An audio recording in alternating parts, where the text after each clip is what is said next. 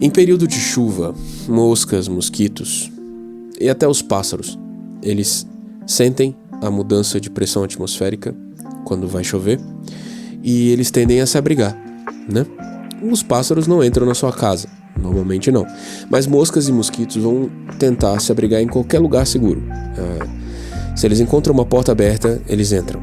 É muito curioso isso. Eu já morei em muitos lugares e sempre isso acontece. Minha avó falava muito isso, meu avô também. Não deixa a porta aberta, porque os mosquitos entram, especialmente quando está ameaçando chuva. E, bom, eu ia começar a gravar e uma mosca entrou aqui no meu estúdio.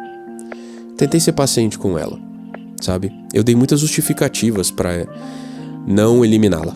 Eu falei assim, poxa cara, você não tá sendo paciente, isso é uma prova para sua persistência, né? Vamos ver quão resiliente você consegue ser, suporte essa provação, você desiste com facilidade, mas eu não consegui trabalhar, eu não consegui gravar seriamente enquanto eu não eliminei a mosca. Eu sinto muito por aqueles que se incomodam, mas eu matei a mosca. Eu levantei daqui, peguei um pano, bati na mosca, embrulhei ela num papel e joguei fora. O ambiente lá fora tá turbulento. Vai chover. Isso incomoda as mosquinhas. Mas aqui dentro não é pra ela estar. E eu gostaria que fosse diferente. Eu gostaria que a nossa convivência fosse pacífica, mas dado o fato de que eu estou tentando me concentrar em algo importante aqui, eu não posso permitir que esse inseto alado fique voando ao meu redor. Sabe o curioso? Que isso me serviu de metáfora. Me serviu para pensar numa coisa. Em períodos de instabilidade, às vezes a gente deixa portas e janelas abertas. E aí entram coisas indesejadas. Podem ser pensamentos, podem ser conceitos, podem ser ideais, às vezes pressuposições erradas, planos, sonhos, pecados. E eles entram e só estão tentando achar um cantinho para ficar mais tranquilo, sabe? Eles não estão querendo te incomodar, eles não têm a intenção de te irritar, ou não, eles só querem um lugarzinho para ficar ali. A questão é que não dá pra conviver com eles a longo prazo, sabe? Não dá. E esse mínimo problema, esse mínimo erro, esse mínimo desvio, esse mínimo conceito pode a longo prazo te causar muita dor e muito sofrimento. Se você não tratar com ele rápido, você vai acumulando tensões no seu coração. Isso acontece muito com desvios com relação à palavra de Deus. Você permite que os desvios entrem, ideias erradas e esse tipo de desvio, sabe? Aquela ideiazinha pequena não é um grande vulto, não é uma heresia, um falar contra o Espírito Santo, não, é uma ideiazinha, é só um desviozinho. Mas aí você deixa ele morar dentro do seu coração, você deixa ele morar dentro da sua cabeça, dentro do seu escritório, no caso da mosca aqui. O que pode acontecer com uma mosca morando dentro do meu escritório? Primeiro que, ao longo do tempo, ela vai me irritar muito, voando e me atrapalhando. E segundo que Deus sabe quantos filhos essa mosca pode ter se encontrar algum lugar para desovar. E isso é terrível, porque moscas se reproduzem muito rápido. E eu sei que é nojento o que eu tô falando, mas se você já teve que lidar com algum lugar infestado por moscas, você sabe do que eu tô falando. Ideias erradas a respeito da escritura botam ovos, e esses ovos eclodem rápido, e cada um dessas novas ideias voando na sua cabeça vai produzir novas e novas ideias erradas, novos e novos desvios. Trate e mate antes que bote ovos. É o que Paulo diria a respeito das heresias. E você quer uma prova disso? A prova disso é a epístola de Paulo aos Colossenses.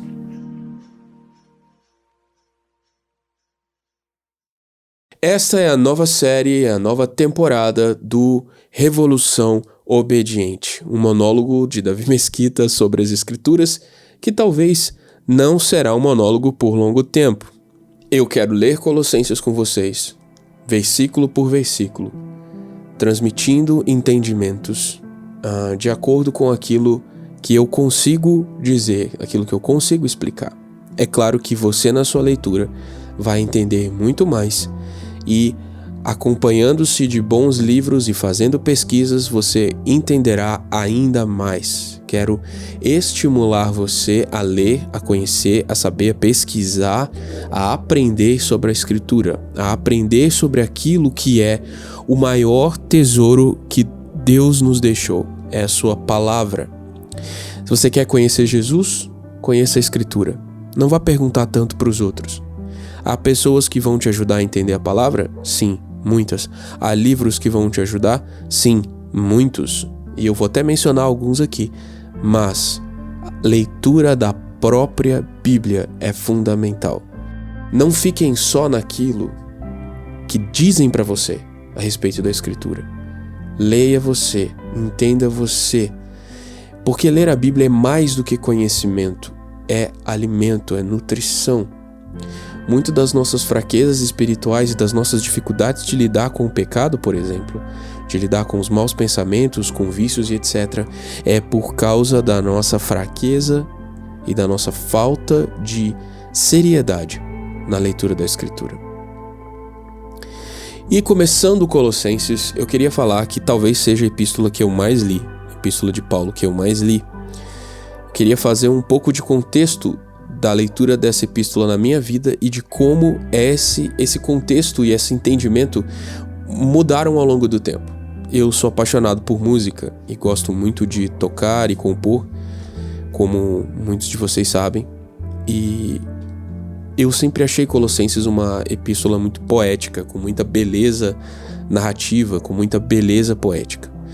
Há passagens ali da Escritura que claramente são musicadas, são musicáveis, né? Eu acho isso na Bíblia toda, mas Colossenses é uma das epístolas do Novo Testamento que mais diretamente produz música. Há muitas canções sobre Colossenses sendo cantadas hoje. Que eu possa me lembrar, há uma muito famosa do Projeto Sola, há uma muito conhecida do Marco Teles, músicas que eu amo, e há uma nossa também, uma minha, que a gente canta bastante no Encontro Cais, a gente canta bastante na Igreja no Guará, que é Colossenses praticamente literal, capítulo 1, versículos 23, 25, há duas na verdade, são duas músicas em Colossenses que a gente canta bastante. Essa facilidade de poesia de Colossenses tem a ver com o conteúdo que ela apresenta. E esse lirismo, essa beleza poética me cegou durante muito tempo, porque eu sempre abordei essa escritura, essa passagem, essa epístola, de uma maneira doce e gentil. Recentemente nós estudamos Colossenses no Cais, e em muitas conversas com o Bruno Pandão, meu parceiro de entendimento aqui, a gente percebeu que Colossenses era um livro muito diferente, e que a abordagem de Paulo não era uma abordagem gentil e calma, não. Paulo muito provavelmente estava reagindo de maneira intensa e de maneira até... Eu vou usar uma palavra que talvez não seja mais correta, mas ele estava furioso. Paulo tinha um motivo muito intenso para escrever daquela forma para os irmãos da igreja em Colossos, que eram novos na fé. Não era uma cidade tão grande, não era uma cidade tão influente, tinha sua importância, mas não era uma grande cidade, como era, por exemplo, Éfeso, que é a epístola irmã de Colossenses e que nós abordamos na temporada anterior. Não, era uma cidade menor, eram irmãos mais novos na fé, e Paulo nem os conhecia de vista, né? Ele não havia viajado para Colossos. A igreja em Colossenses muito provavelmente foi fundada por Epáfras, né? Acredita-se que Epáfras foi o fundador da igreja em Colossos, ou então foi seu mais reconhecido líder. Ele era um cooperador de Paulo, ele era um amigo de Paulo, que foi visitar Paulo enquanto ele estava preso em Roma. E ele trouxe notícias da igreja em Colossos, e foram notícias muito positivas. Era uma igreja cheia de amor, uma igreja praticante da palavra, mas que estava sendo visitada por judaizantes e por gnósticos. E essas duas ideias, principalmente, estavam se misturando ao entendimento dos irmãos, de forma que isso estava corrompendo a pureza do evangelho no coração deles. Por conta disso, Paulo escreve essa carta. Entender isso muda a maneira como a gente lê Colossenses. Não tira a beleza, não tira a pureza e a riqueza poética dessa passagem, não deixa de ser tão linda e tão musicável, mas é uma canção de guerra. Não é uma canção apenas de elogio, ela tem um objetivo muito claro. O objetivo principal da Epístola de Paulo aos Colossenses é mostrar Cristo no centro. Cristo como insubstituível, incomparável.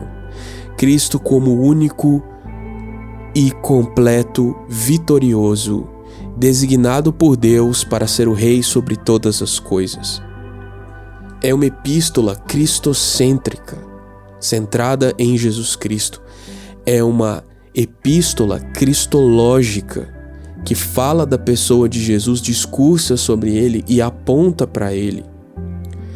Ela combate, usando termos da filosofia grega, e coloca Jesus como cumprimento dos anseios dessa filosofia. Ela aponta Jesus como cumprimento das leis judaicas. Ela aponta Jesus como o primeiro de tudo e o último de tudo, e o coloca no lugar devido no coração daquele que lê. Romanos ajuda a formar nossa mente, Efésios ajuda a nos compreender a colocação do plano de Deus no espaço-tempo, e Colossenses nos ajuda a determinar quem está no centro da nossa vida, quem se assenta no trono do nosso coração. Cristo é superior a tudo e a todos. Cristo acima de tudo e de todos. E eu queria que você notasse isso. Não é Deus no centro, tá? É Jesus Cristo. Não é o Pai no centro, é Jesus Cristo. Quem determinou Cristo no centro foi o Pai. Quem colocou Cristo no trono foi o Pai. Não quero com isso afirmar que Cristo é superior ao Pai, porque Cristo se encabeça no Pai, se submete ao Pai, faz a vontade do Pai. Mas com relação a nós, os santos, é Cristo quem está no centro. Porque Cristo é a imagem do Deus invisível. Isso é fundamental você entender. Deus pode ser um conceito metonímico. Deus pode ser um conceito incompleto. Pode ser uma divindade distante e que você preenche com as características que você quer. O Pai pode ser só, chamando de o Pai, pode ser só uma atribuição sua de carência e de etc. E você preenche essa ideia de Pai com aquilo que você quer. Cristo não. Cristo é a corporificação de Deus, ele é a encarnação, ele é o verbo encarnado. Se você quer entender quem Deus é, você precisa olhar para Jesus. E a Escritura nos diz isso, João 1 vai nos mostrar que Cristo é o verbo encarnado. Hebreus vai falar que hoje Deus nos fala pelo Filho. Colossenses vai bater muito nisso. Cristo está no centro de todas as coisas. Romanos fala disso também. A Escritura coloca Jesus no centro porque é possível corromper o seu entendimento de quem Deus é. Mas para os apóstolos não era possível corromper o que Cristo havia sido, porque eles haviam sido testemunhas oculares dos fatos envolvendo Jesus. Essa centralidade de Cristo é fundamental na doutrina dos apóstolos, porque eles viram Cristo e a gente pode confiar no relato deles porque todos eles testemunharam as mesmas coisas a respeito de Jesus. A Escritura diz respeito a Jesus. É muito importante você entender que nada pode roubar o centro da sua vida, nada pode se colocar no trono do seu coração. Não há um nome que você deva falar mais do que Jesus. Não há uma ideia que você deva perseguir mais do que a ideia de Jesus governando todas as coisas. Jesus está no centro e no alto, e quem determinou isso foi o Pai.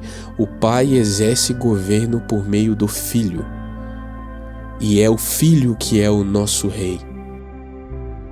Ninguém mais, nem nada mais, pode ocupar o espaço de Jesus no seu coração.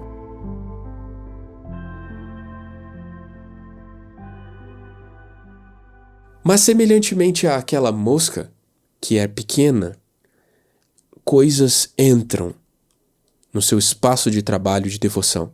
Você está tentando aprender mais sobre o Senhor, mas pequenas ideias, pequenos conceitos entram e tentam perturbar a centralidade de Cristo. Sabe o que é muito curioso? É que a luta não é contra Deus.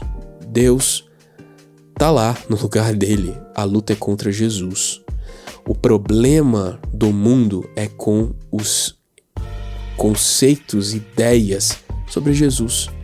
Portanto, quando você for ler essa epístola, seja acompanhando o que eu estou apresentando ou seja sozinho, olhe para Cristo. Encontre nele, todas as respostas. Deposite nele a sua fé. Deposite nele todas as suas esperanças. Não olhe para mais ninguém. Não lance para mais ninguém um olhar de fé. Não tenha esperanças redentivas em mais ninguém. E não lance suas esperanças em mais ninguém além de Jesus. Esse é o alerta que Colossenses nos faz.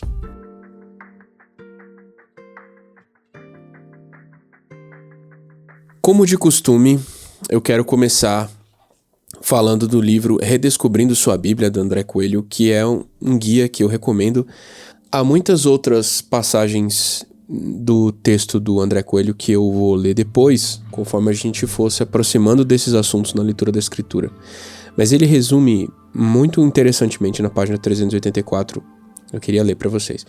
Esta epístola é uma advertência contra todo sincretismo religioso e uma exortação para nos lembrar da absoluta exclusividade da revelação de Deus em Cristo Jesus.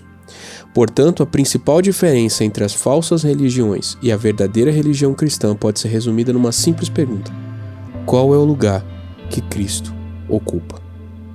Se Cristo é apenas um entre muitos, ele menciona aqui como exemplos catolicismo, mormonismo, islamismo, ou se a ele é dado um lugar inferior ao do próprio Deus, espiritismo, testemunho de Jeová, islamismo, então essas pseudo-religiões são heresias.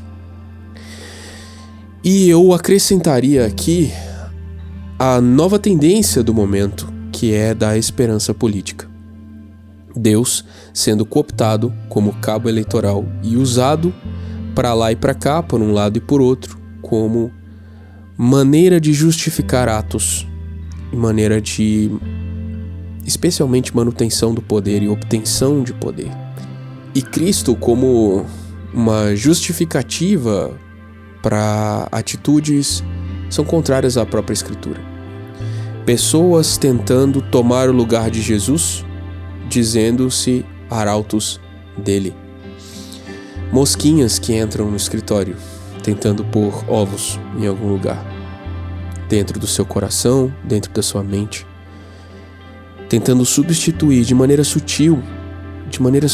A ideia não é aqui remover Cristo, é falar em nome dele, é se colocar como representante único e exclusivo dele, é você olhar para alguém e falar assim: poxa, ele é o enviado de Deus para salvar a nossa nação, salvar a nossa família, seja um lado ou outro da política, seja um lado ou outro das muitas religiões mencionadas aqui. Cristo não pode ser substituído, não pode ser desafiado em sua posição de poder. E a tendência agora é a sutileza na substituição. É tentar usar o nome de Jesus, a pessoa de Jesus, para justificar atitudes e ideias que são próprias do homem. E você pensa assim, Davi, você está falando isso porque a gente está em período eleitoral. Eu dato o podcast falando isso, mas eu tenho certeza que isso é uma tendência. O que a gente está vendo agora é só o eclodir de um processo que já aconteceu muitas vezes antes, historicamente. A gente só está vendo uma nova face para muitas coisas que já apareceram antes e com as quais a igreja já lidou e a igreja já venceu. Nós vamos vencer isso também.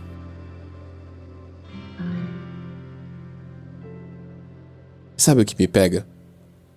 É que Jesus fala, em Mateus, que nos últimos tempos surgirão muitos falsos cristos e muitos falsos profetas, se fazendo passar por arautos dele e por ele próprio.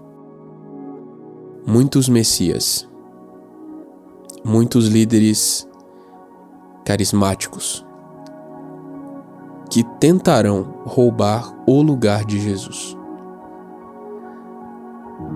E a intensificação disso, o quanto isso está se espalhando de maneira parecendo fogo, né?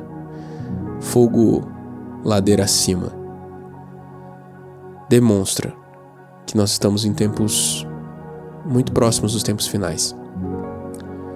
Que o Senhor tenha misericórdia de nós e nos prepare para essa batalha. E nada jamais ocupe o trono do nosso coração, além de Jesus Cristo. Bom, essa primeira parte foi só um contexto, um entendimento e um pouco do ambiente, que você seja capaz de agora matar as mosquinhas que entraram na sua mente e no seu coração e possa se concentrar única e exclusivamente na figura de Jesus. O Revolução Obediente é um podcast gravado por mim, Davi Mesquita. Você pode me seguir no Instagram, @DavidBMesquita, tem um Dzinho e um Bzinho, David B. Mesquita. Você pode também me acompanhar no YouTube, pesquisa lá David Mesquita no YouTube e você vai ver o meu canal. Eu tenho uma série de vídeos de apologética e algumas coisas que eu falo também do meu trabalho. Em breve, aguarde novidades. Esse podcast está no Spotify e em várias outras plataformas de áudio, então você pode interagir com ele, pode classificá-lo lá, dar suas 5 estrelinhas para ajudar esse podcast a ser divulgado. Você pode também ativar as notificações aí do seu canal de áudio para receber as novidades e sempre que eu postar um novo conteúdo você vai poder ouvir, mas você também fica muito mais ligado se você entrar no nosso canal do Telegram. A gente tem um canal no Telegram, é o endereço t.me/Revolução Obediente, t.me/Revolução Obediente, obviamente como tudo na internet, sem a cedilha e sem o tio. Essa foi a nossa primeira leitura de Colossenses. O podcast Evolução Obediente fica por aqui. Eu te vejo no nosso próximo programa. Tchau, tchau.